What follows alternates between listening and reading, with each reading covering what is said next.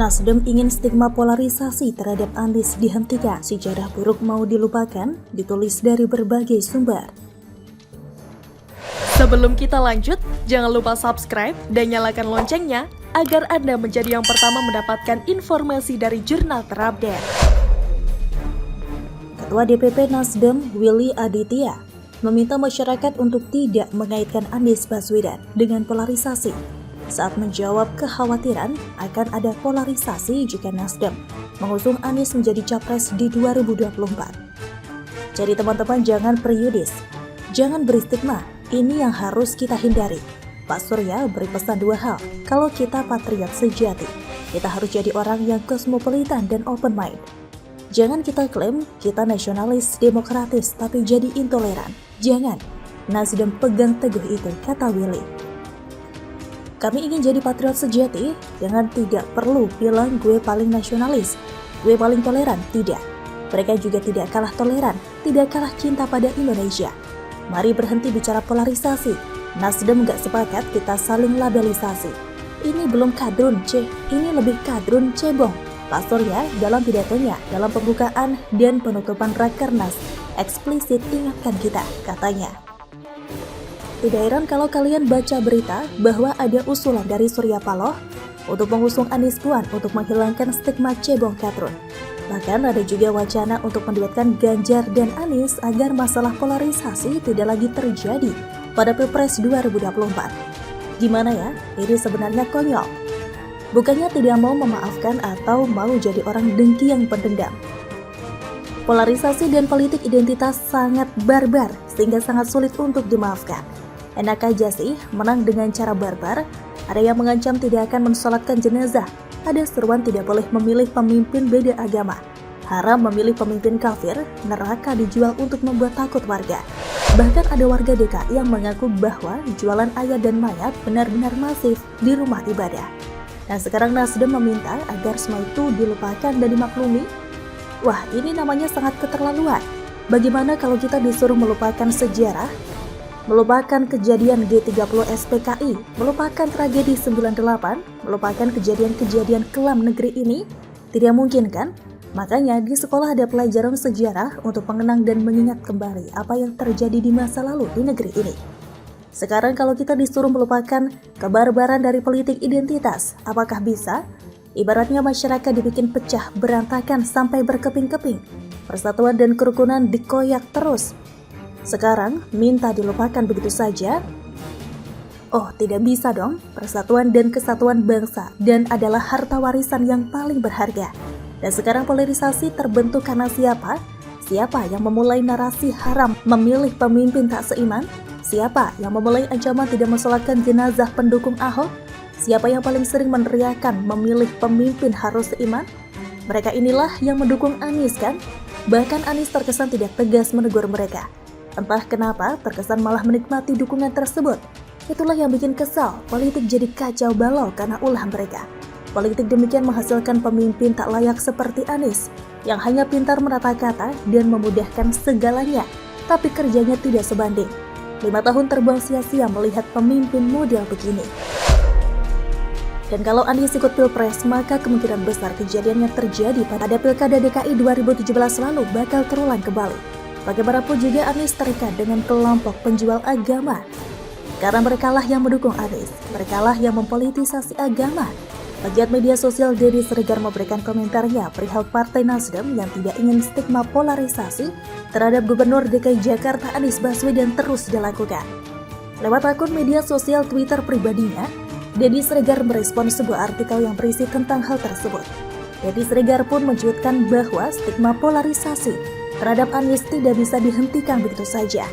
Menurutnya Gubernur DKI Jakarta tersebut telah memecah belah masyarakat. Denny pun menuturkan bahwa stigma tersebut akan sulit untuk dihentikan.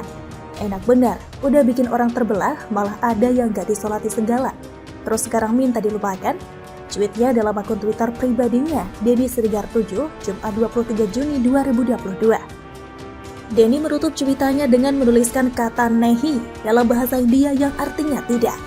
Hal tersebut semakin menguatkan bahwa Denny Siregar menolak stigma polarisasi terhadap Anies dihentikan begitu saja. Nehi, tutup Denny Siregar. Cuitan Deddy Siregar tersebut sontak menuai respon dari para warganet yang langsung memenuhi kolom komentar. Kalau sakit hati kita wajib memaafkannya, tapi kalau untuk melupakannya sangat sulit, tidak semudah membalikkan telapak tangan. Tulis akun @mariana_nunung. Gak ada maaf buat kaum politik identitas dan intoleran. Tulis akun @widi_s. Nora Nasdem ini, dia si Aris yang pelaku politik identitas sesungguhnya. Dia menampilkan DKI pakai ayat mayat buat jatuhin Ahok, ujar akun @eri_paskalis. Merelakan itu wajar kalau sudah pernah terjadi dan tidak akan terjadi lagi. Tapi kalau ada kemungkinan terjadi lagi, maka ini harus dilawan. Luka yang ditimbulkan terkadang belum sembuh betul, dan kalaupun kambuh, bekas luka tersebut tidak akan bisa hilang. Jadi Nasdem harusnya tegas dan punya pendirian tegak, bukannya mengandalkan gaya bijak ingin menghilangkan stigma polarisasi. Nasdem saat mengatakan hal tersebut seolah merasa sebagai partai politik nomor 1 se-Indonesia. Padahal partai ini juga butuh koalisi untuk memenuhi syarat mengusung calon presiden. Saya yakin Anies dan PKS tidak boleh sampai berkuasa. Kalau mereka sampai menguasai negeri ini, mimpi buruk besar akan segera datang. Bagaimana menurut Anda? PDIP sukses bikin Demokrat ngambek dan PKS tak berkutik, ditulis oleh Syardi dari siwar.com. Sebelum kita lanjut, jangan lupa subscribe dan nyalakan loncengnya agar Anda menjadi yang pertama mendapatkan informasi dari jurnal terupdate. Di kalangan penulis Siwar, rasanya semua sepakat kalau PKS adalah partai yang tidak boleh dibiarkan berkuasa. Jadi apapun ceritanya, asal bukan PKS, PKS ini punya niat lain untuk negara ini. Dan jangan lupa, lihatlah wilayah yang dipimpin oleh orang dari PKS. Bagaimana kemajuannya? Partai lain yang juga diharapkan nyungsep adalah Demokrat, karena partai ini terlalu mudah ngambek dan banyak kadernya yang bertingkah keterlaluan. Dan ternyata PDIP membuat statement yang cukup frontal tapi hebat. Sekjen PDIP Hasto Kristianto menegaskan, partainya sulit untuk menjalin kerjasama atau koalisi dengan Partai Demokrat dan PKS dalam menghadapi pemilu dan Pilpres 2024. Hasto secara tegas bahkan menyatakan enggan untuk menjalin koalisi dengan PKS. Dia menilai kedua partai tersebut memiliki karakteristik pendukung dan prinsip politik yang berbeda dengan PDIP. Hasto secara khusus mengomentari hubungan partainya dengan Demokrat. Dia menyebut basis pendukung PDIP merupakan wong cilik yang tidak menyukai kamuflase dalam berpolitik. Pendukung PDIP ini rakyat wong cilik yang tidak suka berbagai bentuk kamuflase politik. Rakyat apa adanya, rakyat yang bicara dengan bahasa rakyat sehingga aspek historis itu tetap dilakukan, katanya. Pernyataan Hasto ini mendapat respon positif dari pegiat media sosial Deddy Siregar. Ia mengatakan sikap PDIP terhadap peluang koalisi bersama Demokrat dan PKS terbilang cukup tegas. Tegas, ujar Denny dalam cuitan di akun Twitternya, Kamis 23 Juni 2022.